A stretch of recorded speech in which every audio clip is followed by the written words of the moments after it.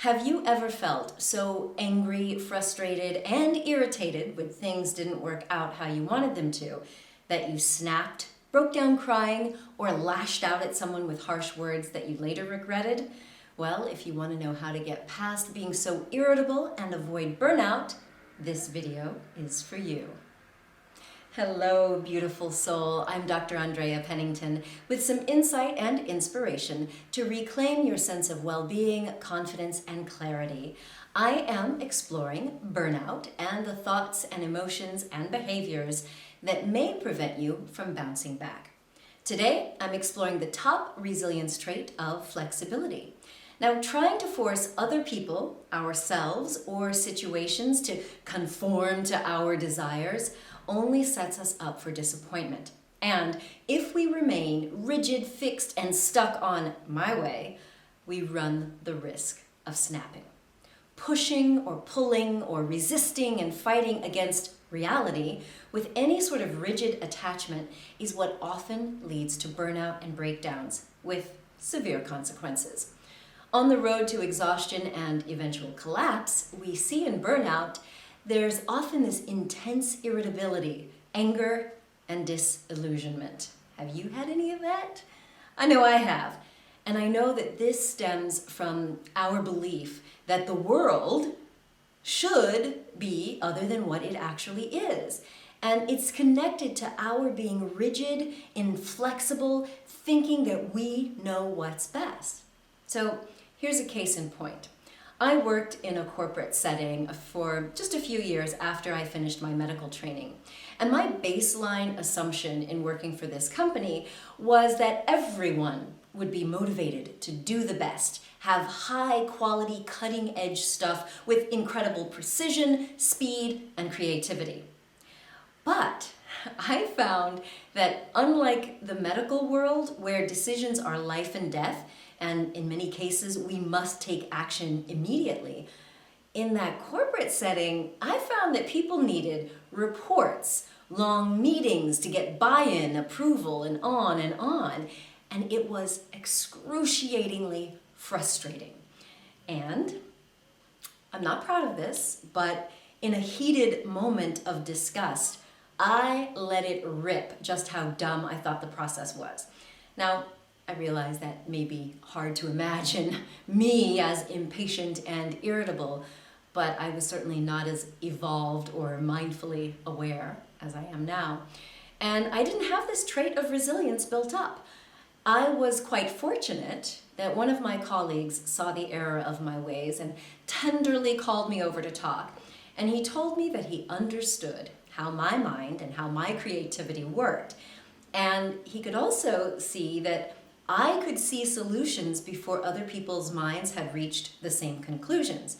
And he told me that it would be best if I could give other people the time to arrive at that same place of understanding, but in their own time. And he told me I should pace myself more. He also told me that he could tell how my behavior was causing other people to distance themselves from me. And I was creating a situation where my suggestions were not likely to be implemented either. So for me, this was an eye-opener about how fixed I was, that things, if logical and excellent, should be accepted and acted upon instantly. And I didn't realize that my fixed, intensely opinionated view of how things should be done could actually lead to so much disappointment and frustration that I would burn out. But I almost did.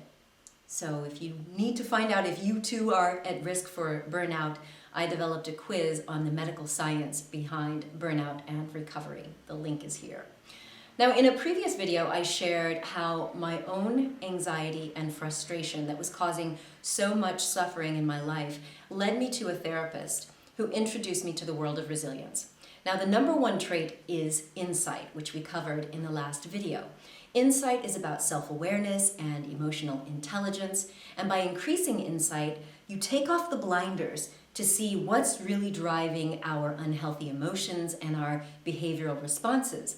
Now, opening up my mind to new perspectives was a key step forward in building up the number two resilience trait of flexibility. Being flexible means being willing to bend, to give and take, so that we survive the chaos and the storms of life. I learned that when I felt frustrated, angry, or about to blow my top, I could stop, take a deep breath, or 5, and tune into my mind to ask 3 questions, which I offer to you when you feel that tension rising or anger rising. The first question is this: what am I resisting? The second, am I forcing a situation or trying to push just to get my way? And number 3 is, how do I dispel this tension and recharge? Asking yourself these 3 questions and listening to your internal self-talk for the answers can be so helpful. And if you do hear a lot of shoulding in your head, then this may be a sign that you're resisting what's going on because you have a view of how things should be. And if you find yourself saying that it just shouldn't be like this, this is another sign of resistance, which may lead you to try to force things or manipulate things, which again can also lead to more frustration and burnout. Now, another thing to consider when it comes to identifying areas for improvement and how you respond is asking yourself, how do you cope when things take longer than you think they should? Like, what is your coping strategy? When you're under pressure or in high stress situations, what do you do to get out of those negative emotional states? Do you just give in and give up easily and withdraw or pout in defeat or despair? Or do you try to escape through sleep, shopping, or binge eating, or binge watching your streaming TV shows just to numb yourself out? Or do you lose your cool and snap at other people? Well, rather than choosing a potentially destructive response, I want you to consider looking for alternatives. Increase your flexibility in little tiny ways, and you'll find that over time, you become more resilient. Now, I admit that in that corporate setting, I was too impulsive, I was way too headstrong, and I didn't succeed at becoming flexible. So you just need to know that where in your life do you need to become more flexible? And you want to know where that was for me? I was forced to become more flexible when I became a parent. I went from being an uber productive machine to being a milk-producing, diaper-changing mom.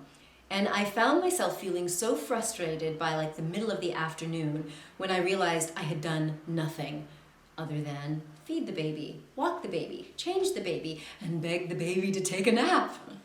I had a very inflexible view of what it means to be productive. Now, obviously, I was nurturing a new life and creating a healthy environment and enriched nourishment for my daughter's development. But I really had to change my perspective. Otherwise, my anger and my frustration would eat me alive. And I noticed that when I was short-tempered, I would have these angry outbursts that would totally upset my little one. So the hardest part of relaxing my rigid view of how I was, supposed to be was the hardest thing for me was about taking breaks from parenting, yes, but also from being in this super productive media career. Like I felt like such a loser because I needed more rest. I needed more time to recharge. And at one point, I even felt guilty for taking an extra long hot shower because I was away from my baby for a few extra minutes. And this was a perfect recipe for burnout. So I want to remind you of something, my friend. Burnout is not a sign of weakness. It's a sign that you have been strong for too long. So my last tip of becoming more flexible is about giving yourself permission to recharge. If you do feel guilty for taking breaks or you feel unworthy of a vacation and you don't take the time to truly replenish your body and recharge your batteries, then you may just force yourself to rally or to push through and upregulate your internal resources. a little bit prematurely just so that you can return to your busy life. And I want to let you know this is a dangerous, slippery slope on the path to burnout.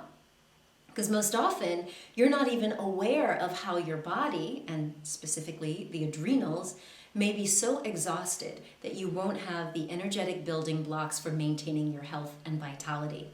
And you'll be no good to the people and projects that need you. Burnout lasts way longer when our adrenals give out and we end up with chronic depression, chronic fatigue. So please just give yourself permission to unplug, rest, and recover. And if you truly cannot take a proper break to go away and recharge, then at least give yourself multiple mini breaks throughout the day. The minimum is at least twice a day, but more would be great. The studies show that in just 8 minutes a day, meditation can help. So I also created an 8-minute guided meditation for reducing stress and improving our brain function, following something that I created called the attunement process. So, to sum things up for you, the second of these top 10 traits of highly resilient people is flexibility. Without it, you stay rigidly attached and fixed in disappointment and irritability, which will one day lead to a breakdown or burnout. So take advantage of the free resources I mentioned. There's the Burnout quiz and the 8-minute attunement process guided meditation. It is time to break free from the fear of admitting that we're human and we need rest and we need to take care of ourselves. Burnout is not a defect, but it can be your wake-up call to transform your life. So my friend, know that you are not alone. You've got this. You are a divine being full of infinite potential to reclaim your vitality and transform your dreams into reality. My last little quote is this: our scars and our wounds show us where we've been, but they do not dictate nor predict where we're going.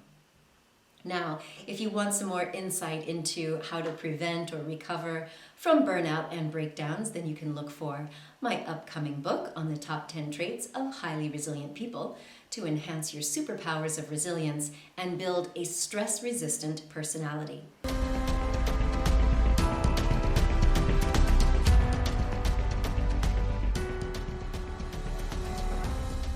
Thanks so much for watching. Be sure to check out the previous video in this Burnout series, or click the subscribe button so you know every time I release a new video. You can visit our website to take the Burnout quiz and watch the Burnout Recovery Survival series. And finally, please check out my first TED Talk that started off this whole revolution.